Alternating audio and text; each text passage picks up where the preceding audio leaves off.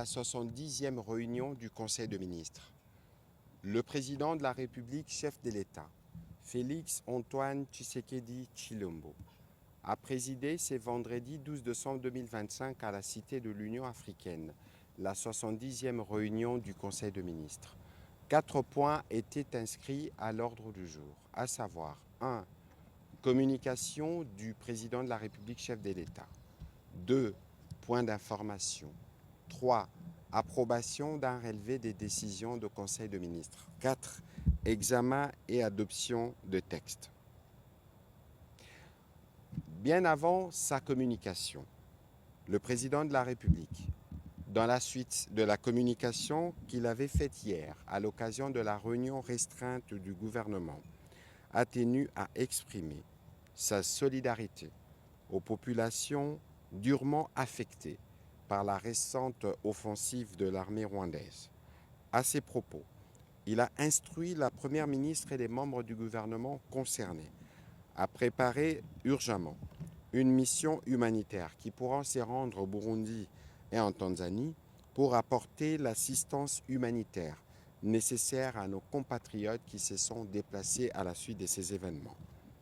Revenant sur sa communication du jour, le président de la République a commencé par parler de la mise en œuvre des accords stratégiques signés avec les différents pays partenaires.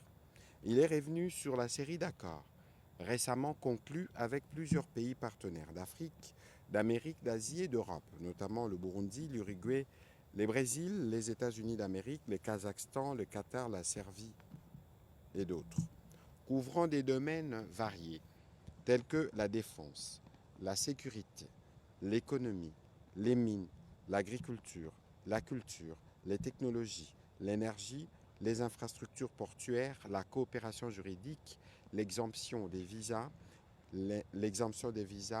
l'appui humanitaire multisectoriel, la promotion de la jeunesse et des sports, la consultation politique et la lutte contre les trafics transfrontaliers. Ces partenariats constituent un levier essentiel pour renforcer notre souveraineté, soutenir la transformation structurelle de notre économie, moderniser nos secteurs sociaux prioritaires et consolider la place de la République démocratique du Congo dans les dynamiques internationales à haute valeur ajoutée. Ils ouvrent un accès élargi aux financements innovants, aux technologies avancées et à l'expertise internationale, favorisent la diversification économique par l'industrialisation des chaînes de valeur, renforcent notre sécurité nationale, stimulent la création d'emplois et la formation des jeunes, soutiennent la résilience alimentaire, énergétique et sanitaire du pays et améliorent la gouvernance, l'attractivité et la compétitivité de notre économie.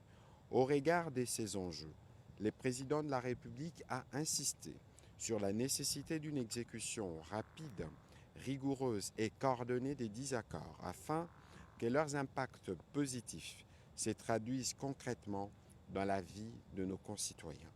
À cet effet, il a instruit les membres du gouvernement concernés par chaque secteur d'accord d'assurer une coordination étroite avec la primature ainsi que la présidence de la République dans le but d'éviter tout retard ou chevauchement des responsabilités. La Première ministre, quant à elle, veillera à l'élaboration par chaque ministre sectoriel d'une feuille de route opérationnelle comprenant les actions prioritaires à court, moyen et long terme, les indicateurs de performance permettant d'apprécier l'état d'avancement, les mesures légales et réglementaires requises, les besoins en financement, les partenaires techniques et les échéances correspondantes, les retombées attendues pour la République démocratique du Congo. Le deuxième point de la communication du président de la République a porté sur la nécessité à prendre des dispositions sécuritaires et sociales en vue de la fin de l'année 2025. À l'approche des festivités des fins d'année, période traditionnellement marquée par une forte mobilité sociale, une intensification des échanges économiques et un accroissement des activités communautaires à travers le pays, le président de la République a rappelé la nécessité pour le gouvernement de prendre toutes les dispositions idoines afin de garantir à nos populations une fin d'année paisible, pleinement sécurisée et empreinte de dignité. Dans ces contextes, une attention particulière devrait être portée au renforcement des dispositifs de sécurité, à la fluidité des mouvements des personnes et des biens, à la prévention des risques liés au rassemblement public, ainsi qu'au maintien de l'ordre public dans le respect des libertés individuelles. De même, la veille stratégique doit être accrue pour anticiper toute menace éventuelle, notamment dans les zones sensibles, et protéger l'intégrité du territoire. Pour le président de la République, l'enjeu est de permettre aux Congolais et aux Congolaises de célébrer ces moments de cohésion nationale dans un climat serein, garantissant la protection des familles, la continuité des services essentiels, la stabilité sociale et l'affirmation de l'autorité de l'État. À cet effet, il a instruit les vice-premiers ministres, ministres de l'Intérieur, celui de la Défense, ainsi que les services de renseignement, de renforcer les dispositifs de sécurité sur toute l'étendue du territoire national, particulièrement dans les zones urbaines, les axes routiers, les lieux de culte, les centres commerciaux et les sites des grandes affluences. Des mesures préventives et opérationnelles renforcées devront être mises en œuvre afin de prévenir toute tentative de déstabilisation et de garantir la tranquillité publique durant cette période. Le ministre de la Communication et Médias, porte-parole du gouvernement, devra quant à lui veiller à mobiliser les médias pour sensibiliser la population à la vigilance en invitant chaque citoyen à signaler tout comportement suspect et à éviter tout relâchement pouvant offrir une opportunité aux ennemis de la République. Par ailleurs, le vice-premier ministre, ministre du Budget, ainsi que le ministre des Finances sont instruits de prendre toutes les diligences pour que les agents et fonctionnaires de l'État bénéficiaires de vivres soient servis et payés dans les délais afin d'assurer des conditions décentes pour les fêtes de fin d'année. Un rapport sur les dispositions à prendre par les ministres concernés relativement aux instructions données est attendu au prochain Conseil de ministres. Le troisième point de la communication du président de la République a porté sur les suivis rigoureux des actions reprises dans les discours sur l'état de la nation du 8 décembre dernier. À la suite de son discours sur l'état de la nation, qu'il a prononcé devant le Congrès le 8 décembre dernier, le président de la République a rappelé les priorités stratégiques qui engagent la nation tout entière dans la poursuite de la paix, le redressement économique, la justice sociale, la sécurité, l'amélioration de la gouvernance et l'accélération de la transformation structurelle de notre pays. Le gouvernement, au premier chef, se trouve désormais investi de la responsabilité d'opérationnaliser dans les meilleurs délais les orientations qu'il a énoncées au nom du peuple pour le peuple, les défis auxquels notre pays fait face exigeant un pilotage exécutif resserré, une redevabilité accrue et une synchronisation constante des actions publiques autour des priorités nationales clairement définies. C'est pourquoi le président de la République attache une importance toute particulière à la mise en place d'un mécanisme de suivi, de coordination et d'évaluation régulière des actions découlant de ces discours, dans une logique des résultats tangibles, mesurables et visibles par nos concitoyens. Les engagements contenus dans les discours sur l'état de la nation ne peuvent produire leurs effets que s'ils sont traduits en plans d'action sectoriels assortis de calendriers précis, d'indicateurs des performances ainsi que des rapports périodiques consolidés, a-t-il insisté. Dans cette perspective, il a instruit la Première ministre en collaboration avec son cabinet de coordonner l'ensemble des actions gouvernementales en vue de la mise en œuvre intégrale et diligente des engagements découlant du discours sur l'état de la nation. À cet effet, il lui est demandé d'établir un plan de mise en œuvre gouvernementale consolidé, reprenant les engagements sectoriels, les ministres responsables, les échéances, les indicateurs de performance, ainsi que les besoins en moyens humains, techniques et budgétaires. Veiller à la cohérence intergouvernementale en assurant l'alignement des programmes ministériels, des projets prioritaires et des actions transversales sur les axes définis. Organiser des réunions régulières de suivi avec présentation d'un rapport mensuel sur l'état d'avancement des actions, les contraintes rencontrées et les ajustements nécessaires. S'assurer de l'implication effective des membres du gouvernement, chacun en ce qui le concerne, pour garantir une mise en œuvre harmonisée à tous les niveaux de l'exécutif. Veiller à la communication publique appropriée afin de maintenir l'information du peuple congolais sur les avancées, les réalisations et les défis du gouvernement dans la mise en œuvre des orientations présidentielles. Le dernier point de la communication du président de la République a porté sur la participation de la République démocratique du Congo à la prochaine Coupe d'Afrique des Nations au Maroc.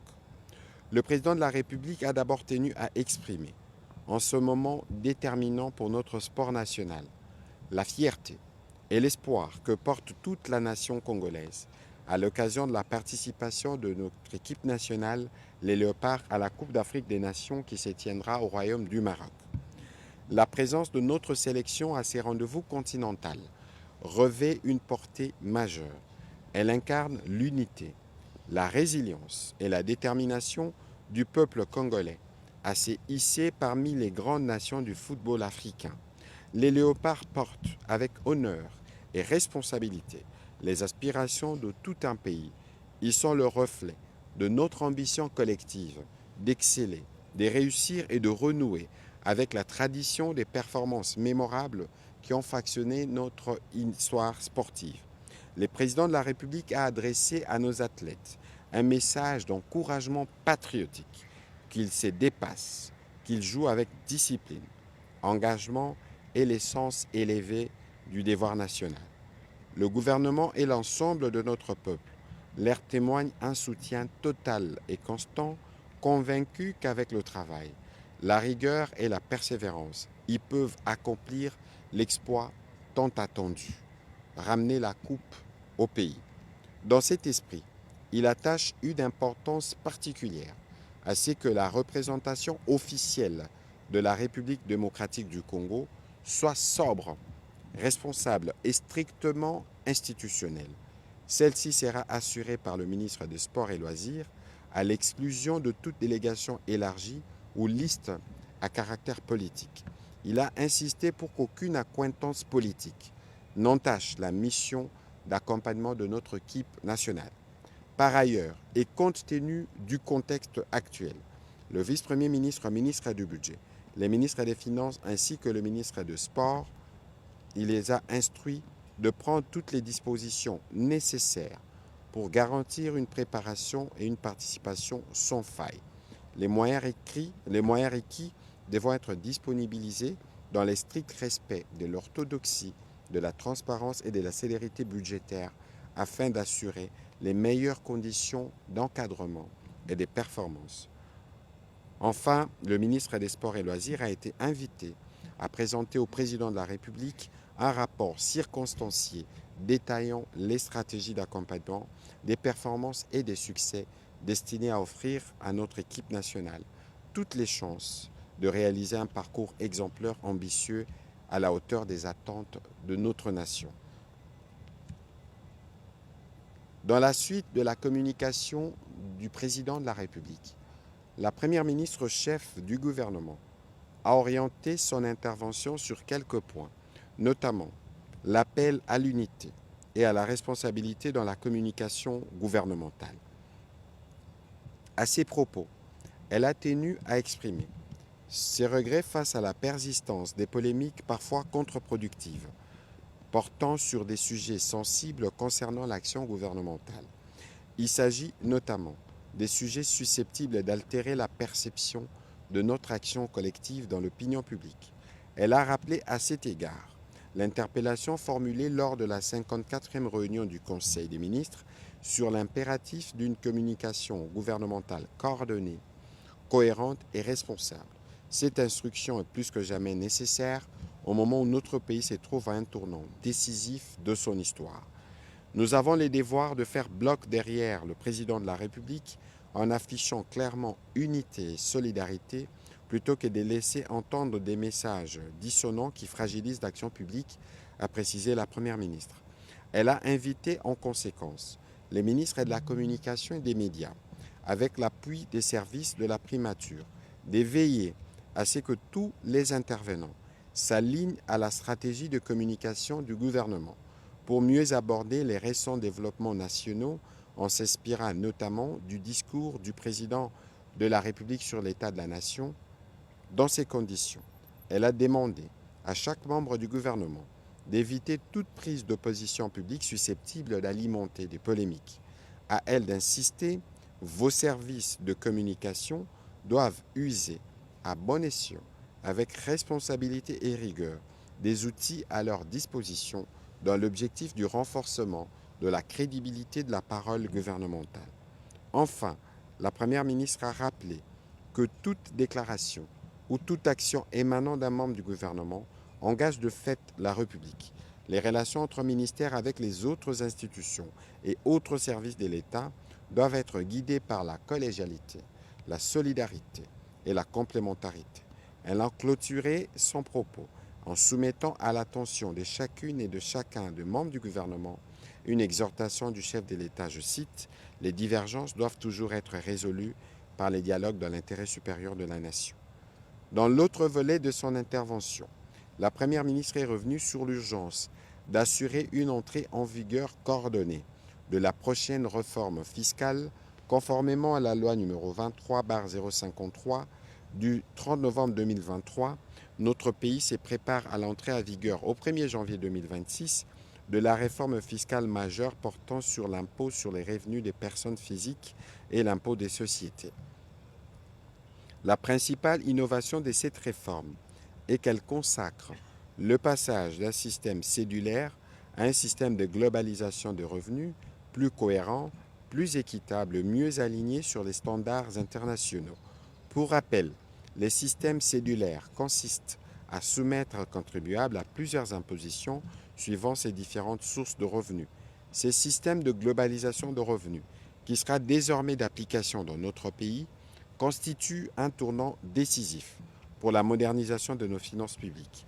Il est aussi une opportunité stratégique pour résoudre une difficulté systémique qui freine depuis des décennies l'efficacité de notre justice et l'assainissement de notre économie, particulièrement la prise en charge des revenus de biens immobiliers.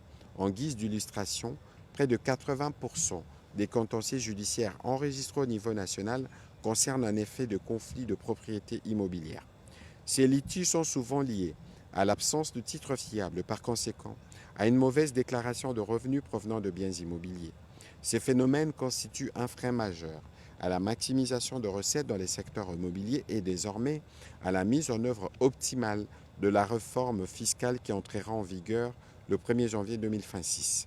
Dans cette perspective, elle a demandé aux ministres ayant dans leurs attributions l'intérieur, la justice, les finances, les affaires foncières, le mine et l'aménagement du territoire à travailler étroitement avec son cabinet dans le cadre d'une commission ad hoc qui sera mise en place à cet effet.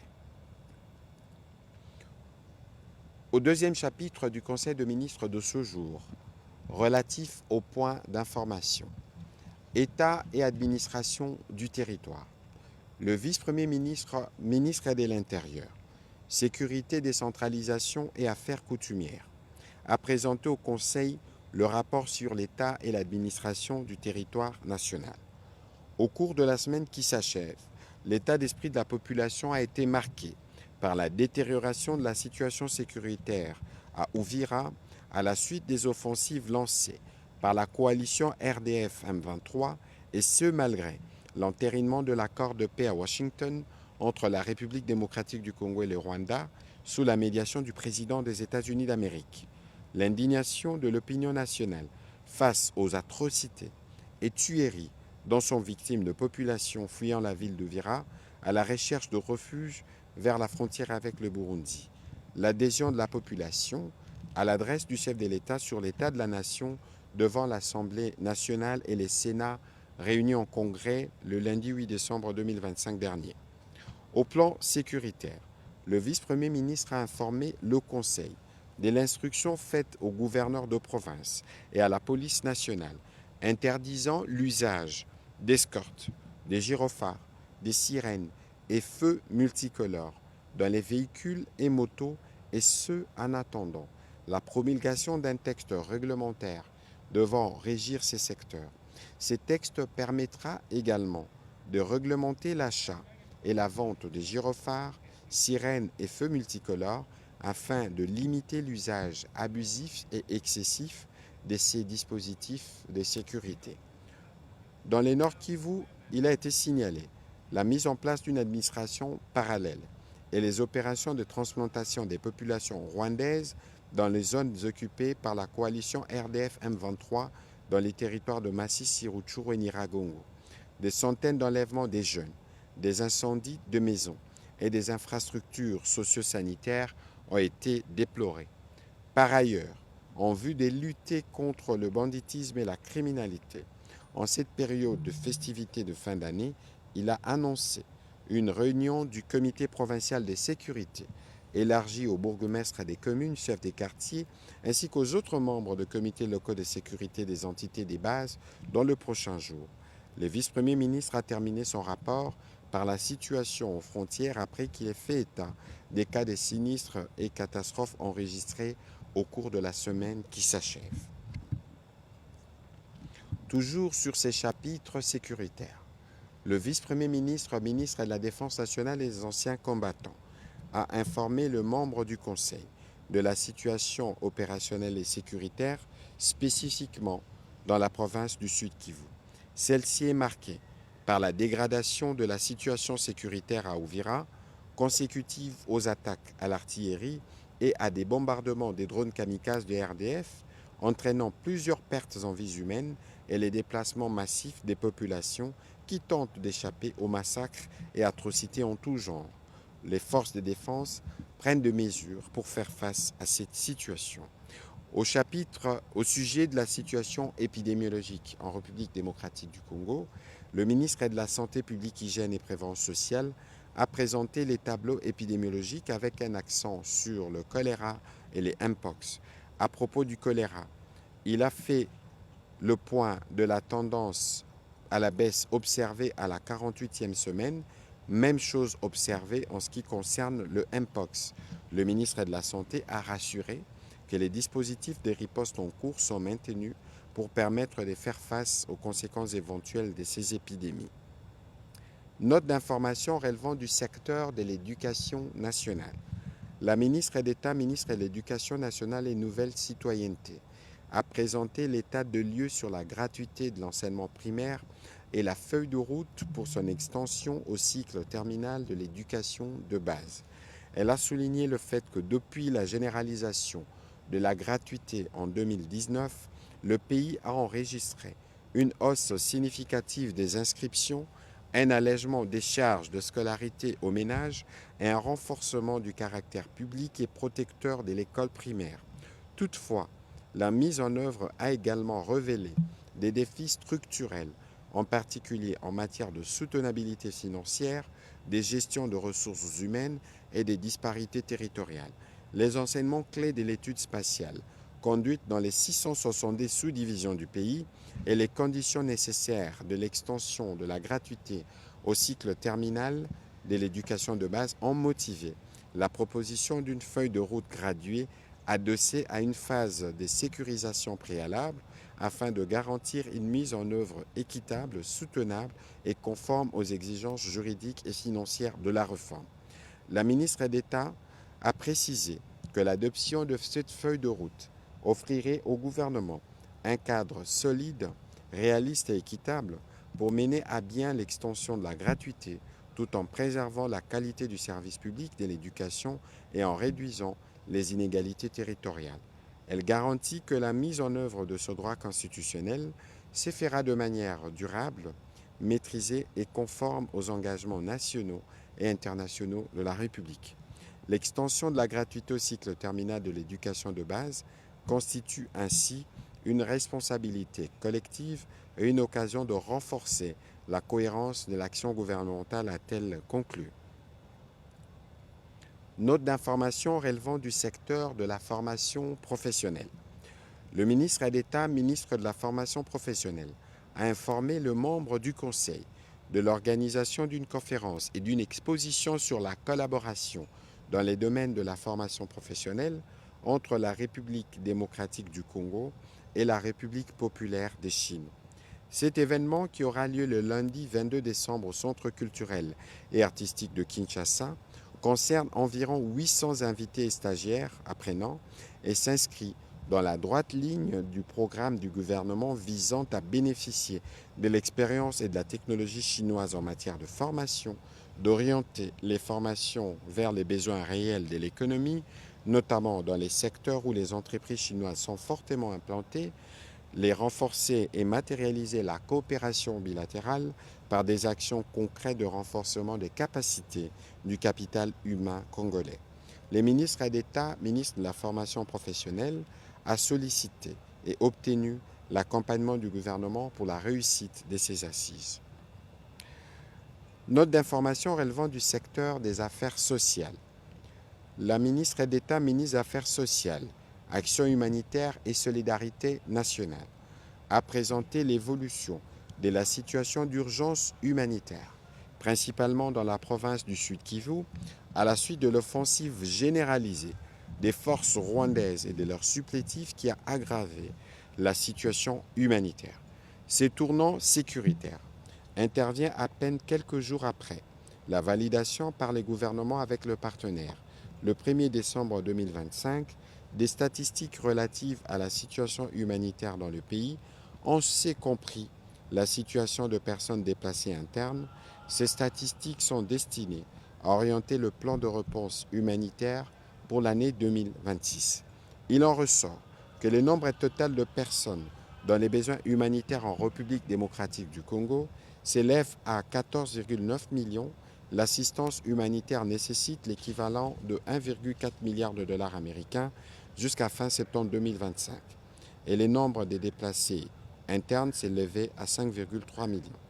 L'afflux massif de nouveaux déplacés modifie désormais de manière significative les projections initiales. Les besoins réels dépassent largement les scénarios de planification adoptés, rendant indispensable une révision immédiate de population cible, des volumes d'assistance et des capacités logistiques mobilisables. La présence de forces hostiles à Uvira entraîne la fermeture de la frontière avec le Burundi, ce qui interrompt un couloir vital d'approvisionnement en vivres, carburant et produits de base, laissant craindre une pénurie. Avec cette détérioration de la situation humanitaire, il a été signalé plus de 35 000 déplacés en un jour à Mboko. 22 000 autres ont pu traverser vers le Burundi, tandis que le flux vers Baraka, Sange, Kilibe et Kalemi se poursuivent. Les organisations humanitaires ont évacué les milieux. Les besoins immédiats portent sur les abris, l'eau et l'assainissement, les soins d'urgence, la sécurité alimentaire, la protection des personnes vulnérables, notamment les femmes et enfants, ainsi que les personnes vivant avec VIH qui demeurent exposées à de multiples risques. La ministre d'État, ministre des Affaires sociales, a recommandé une réponse gouvernementale visible et structurée, conformément à la demande du président de la République en ouverture du Conseil, à travers une mission des ministères concernés, dans l'objectif d'évaluer la situation sécuritaire, d'activer les mécanismes humanitaires d'urgence pour l'acheminement et la coordination de l'assistance, d'accélérer la démarche diplomatique avec le Burundi en vue de l'ouverture d'un corridor humanitaire temporaire, de mobiliser les dispositifs nationaux et internationaux, des plaidoyers pour soutenir la stabilisation de la région. Au-delà de cette situation, elle a sollicité une attention particulière pour les communautés de Boma dans le Congo central, Bandundu-Ville dans les Kwilu, Buta dans les Bazuélé et Mouchi dans les Maïndombe, frappés par les inondations provoquées par les pluies diluviennes, sans oublier les déplacés victimes des Mobondo. Note d'information relevant du commerce extérieur. Le ministre du Commerce extérieur a pour sa part présenté une note d'information relative à la signature de l'accord de modernisation et de construction des infrastructures aux postes frontaliers entre la République démocratique du Congo et la République de Zambie. Cet accord s'inscrit dans la volonté commune des deux États de moderniser les plateformes frontalières, de fluidifier les échanges et d'assurer une meilleure coopération douanière et commerciale conformément aux exigences internationales.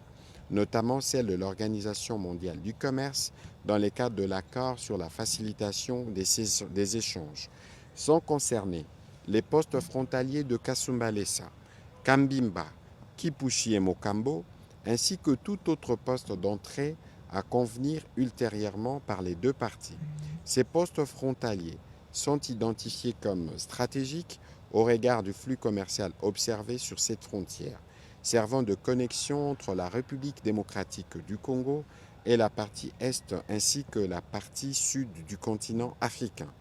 Autant le ministre du Commerce extérieur a expliqué les multiples avantages de l'opérationnalisation des postes frontaliers à arrêt unique, autant il a identifié les obstacles à contourner grâce à une stratégie adaptée.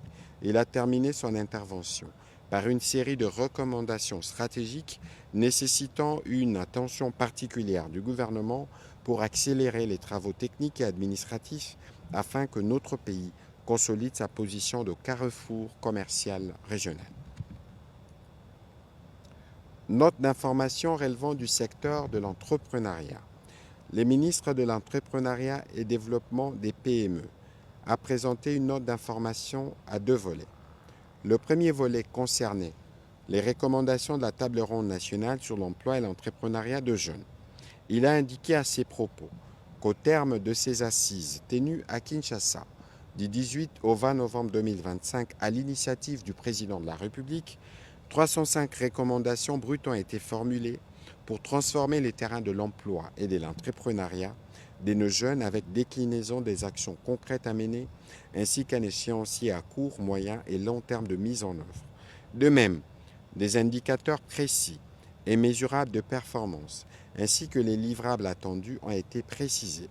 Pour rester en fidèle concordance avec les diagnostics qui avaient épinglé 12 fléaux majeurs qui gangrènent l'emploi et l'entrepreneuriat de nos jeunes, les dites recommandations brutes formulées par les participants ont été regroupées en 70 mesures concrètes ou actions que contient le programme présidentiel.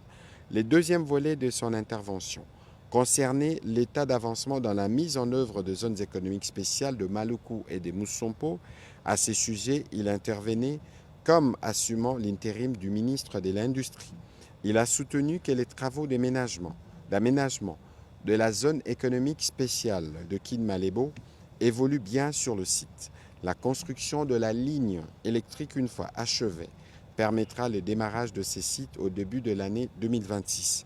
Quant à la zone économique spéciale pilote de Maluku, les processus de construction des usines agréées par l'ASES évoluent bien, nonobstant certains retards causés par le non-octroi des exonérations et les coûts élevés de l'électricité. Plus de 600 millions de dollars seront investis dans cette zone économique spéciale dans sa phase pilote sur près de 250 hectares. À côté des avancées et les goulots d'étranglement mis en exergue, des propositions de solutions idoines ont été formulées pour mieux accompagner les investisseurs y évoluant. Au troisième chapitre du Conseil de ministres de ce jour, relatif à l'examen et à l'approbation de textes, les membres du Conseil ont approuvé le relevé des décisions prises respectivement lors de la 62e réunion ordinaire du Conseil de ministres du vendredi 5 décembre 2025 et de la réunion restreinte du gouvernement du jeudi 11 décembre 2025. Au dernier chapitre du Conseil de ministres de ce jour, relatif à l'examen et à l'adoption des textes. Deux textes ont été soumis à l'examen. Le premier, portant projet d'ordonnance relevant du secteur de la défense nationale, le vice-premier ministre, ministre de la Défense nationale, a soumis au Conseil pour examen et adoption le projet d'ordonnance fixant l'organisation et les fonctionnements d'un service public dénommé Fonds de soutien et de développement de forces armées de la République démocratique du Congo, en sigle FSD-FARDC.